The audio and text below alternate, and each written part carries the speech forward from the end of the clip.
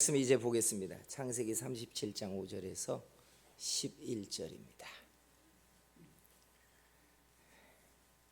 창세기 37장 5절에서 11절 말씀 봉독해 드립니다. 요셉이 꿈을 꾸고 자기 형들에게 말하매 그들이 그를 더욱 미워하였더라. 요셉이 그들에게 이르되 청하건대 내가 꾼 꿈을 들으시오.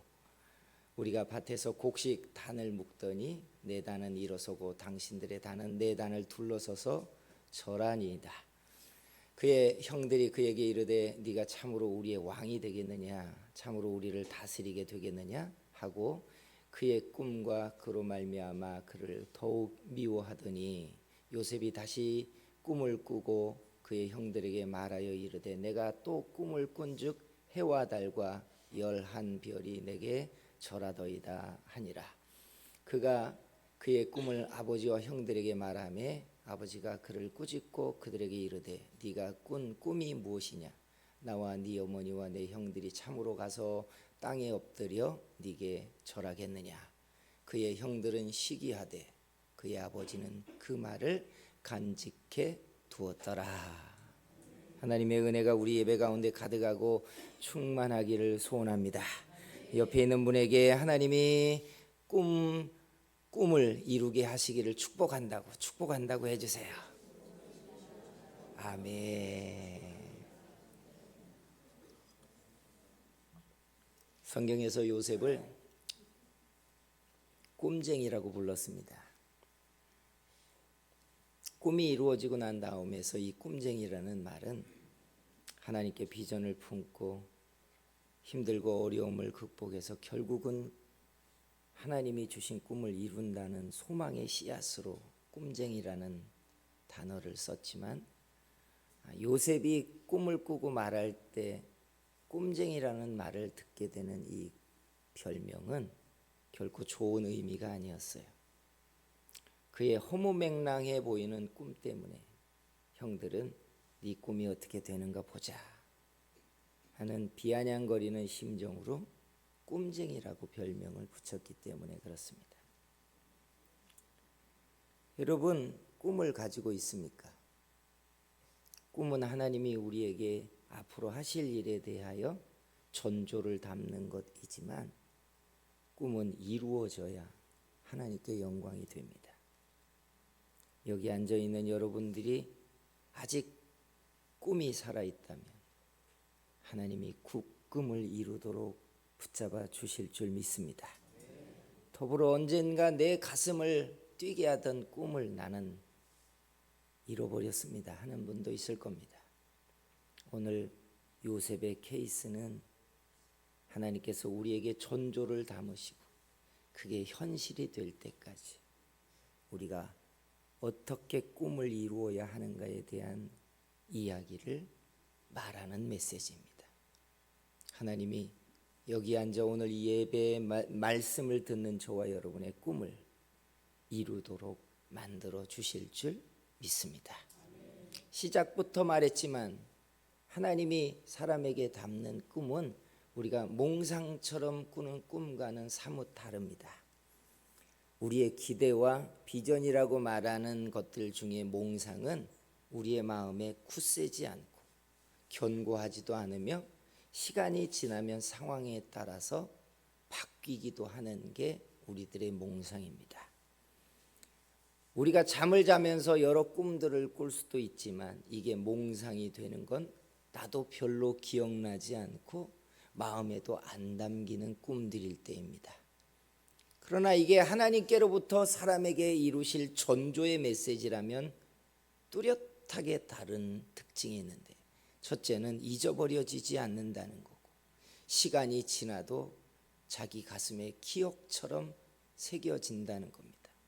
그리고 내가 그 꿈을 가지고 기도를 하면 할수록 마치 발효를 하는 밀가루가 부풀어 가는 것처럼 가슴에서 그 꿈이 더 뚜렷해진다는 특징이 하나님이 사람에게 꿈을 담으시는 것에 대한 전조의 특징입니다. 그러나 이 이야기를 왜 끄집어내냐면 사람들이 전조를 가졌다고 다 현실을 만나지 못한다는 거예요. 은혜를 받을 때 하나님의 꿈을 담지 않는 사람이 어디 있습니까? 대부분의 많은 사람들이 비전을 갖게 되고 꿈이 꾸어지지만 놀랍게 시간이 지나면 그 꿈의 현실과 멀어지거나 줄기가 끊어지기도 한다는 이야기입니다. 그래서 성경에서 요셉의 케이스를 우리에게 자세하게 담고 있는 이유는 우리에게 하나님께로부터 꿈이 들어왔다면 그 꿈을 붙들고 우리가 어떻게 현실을 만들어야 되느냐를 요셉을 통해 말하려고 하고 있는 겁니다. 요셉의 꿈이 뭐죠?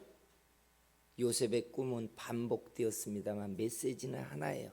네가 주권자가 될 것이다 라고 하는 꿈이었어요. 얼마나 놀랍습니까? 그런데 이 꿈을 꾸고 이 꿈을 말하는 순간 그의 인생에 풍파가 몰아닥치기 시작했고 평탄했던 인생이 뒤집어지기 시작합니다. 왜냐하면 요셉이 주권자가 된다라고 하는 그 꿈은 그의 현실과 너무나 동떨어진 이야기이기 때문에 그래요. 그가 주권자나 왕이 되기에는 첫째 그의 혈통이 11번째 아들이라는 제약이 있었어요. 형들이 10명이나 있는 겁니다. 이 꿈을 듣고 마냥 제3자처럼 그래 어떻게 되는지 내가 너를 응원해 줄게 이렇게 말할 사람들이 아니고 형들의 마음이 불편해지고 상하기 시작했다는 거예요. 그렇잖아요. 형제지간에 여러분 누가 한 명이 뚜렷하게 잘 되면 다 좋아하지만 않습니다. 그런데 왕이 된다니 시기와 질투가 시작되고 거기에다가 형들은 단합을 해서 요셉의 꿈을 우리가 망쳐주겠다고 살해 계획을 세우고 인자를 베풀어서 이집트의 노예 시장에다가 요셉을 팔아버립니다. 요셉의 인생 자체로 보자면 꿈 하나 때문에 엉망진창으로 박살이 나기 시작하는 거예요. 이러면 안 되잖아요. 뭔가 소망이 들어왔으면 징검다리가 놓이듯이 좋은 일들이 계속 일어나야 되잖아요. 거부에 대한 꿈이 생기기 시작하면 그 과정이 시작돼야 되잖아요. 누가 출세하고 주권자가 된다고 하면 그 길이 열려져 가야 되잖아요. 거꾸로 여러분 박살나는 인생이 되는데 그게 무슨 하나님께로 왔어. 요셉의 인생은 꿈 때문에 박살이 나기 시작했어요. 하나도 좋지 않은 그림이에요. 요셉만 그럽니까? 다윗도 10대에 사무엘이 와가지고 안수를 하고 하나님이 너를 이스라엘의 주권자라 자로 세울 것이라는 말씀을 합니다. 여러분 그에게 들어온 이 하나님의 전조 때문에 그의 인생에 풍파가 생겨요. 형들이 7번째 막내였던 이삭에게 하나님이 하신 일 때문에 형들이 다 그를 시기하고 내치고 밀어내기 시작해요. 힘든 상황이 시작돼요. 성경에 보면 느헤미야는 비록 포로로 시작했지만 페르시아의 고위 공직에 오르는 출세한 사람이 됩니다. 그런데 어느 날부터 꿈이 생겨요. 잃어버린 고향 예루살렘을 가서 다시 중건하겠다는 소망이 일어나요. 그 꿈 때문에 그는 풍파를 겪기 시작해요. 고소 고발이 난말하고 왕에게 그의 신분과 지위에 대한 고소가 계속해서 올라가기 시작합니다. 왕이시여 느헤미야가 반역을 저지르려고 합니다.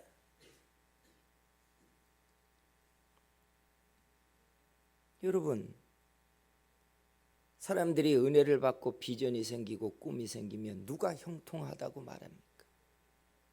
누가 하나님께서 비전을 주신 하나님이 그 길을 창창하게 대로처럼 열어줄 거라고 누가 쉽게 말하냐면 성경에 보니까 꿈이 들어오고 난 다음부터 더 험난하고 힘겹고 시기와 질투의 일들로 인하여 평안이 깨져버리는 사람들의 이야기가 부지기수라는 이야기.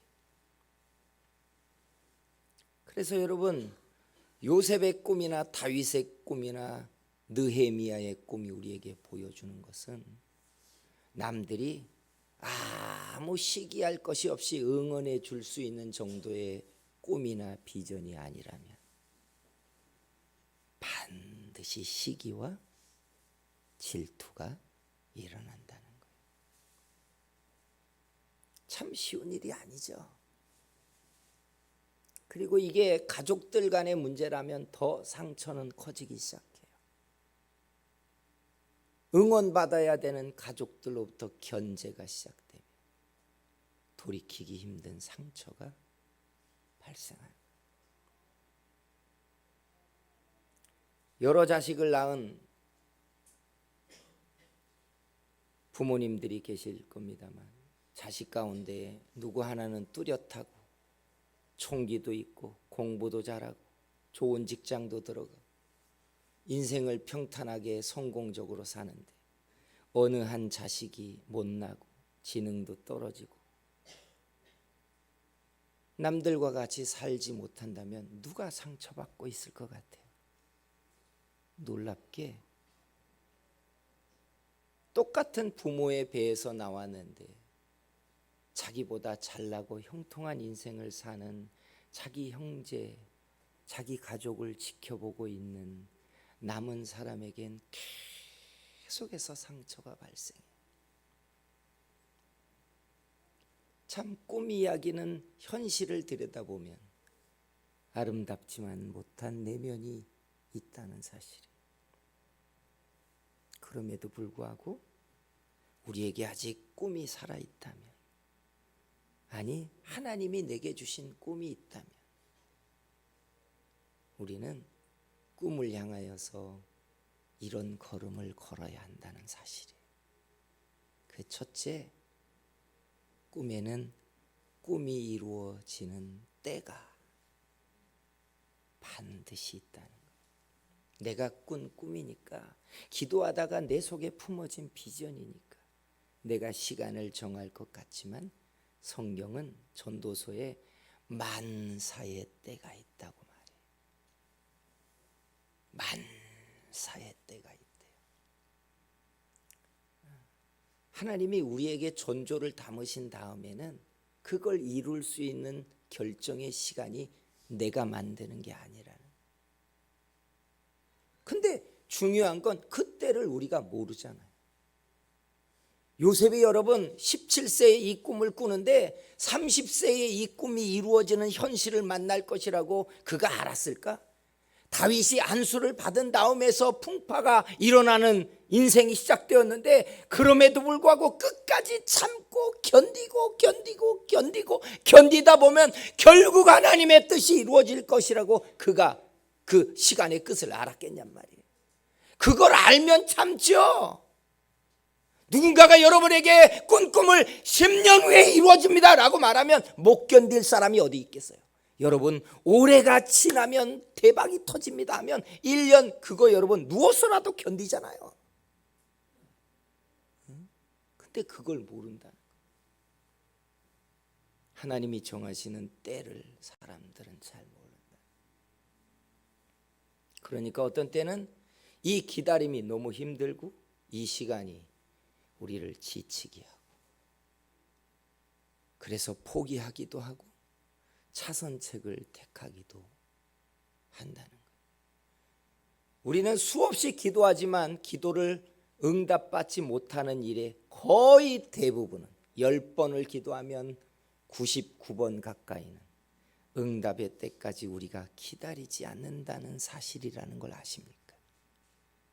기도하고 응답의 때까지 우리는 기다리지 않아요. 조급하고 그리고 염려가 앞서기 때문에 하나님이 일하시는 것보다 내가 차선책을 찾기 시작합니다. 성도 여러분, 오늘 우리에게 하나님의 때를 알게 만들어 주시기를 소원합니다. 하나님의 때를 아는 첫 번째 카드가 있어요. 이거 잘 기억하세요. 따라해 보세요.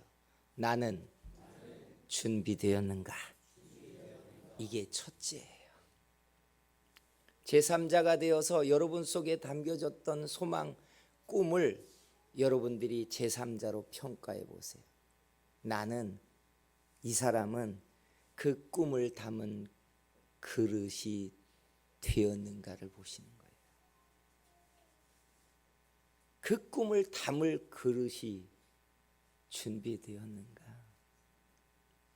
이게 첫째예요.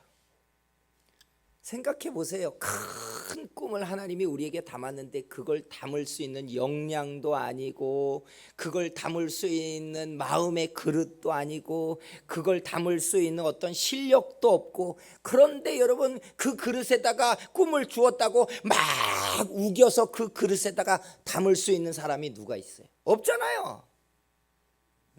뭘 담으려고 하면 담을 수 있는 용기부터 준비하잖아요. 맞습니다. 하나님도 사람에게 전조처럼 꿈을 담고 나면요, 그걸 담을 수 있는 사람을 준비시켜요.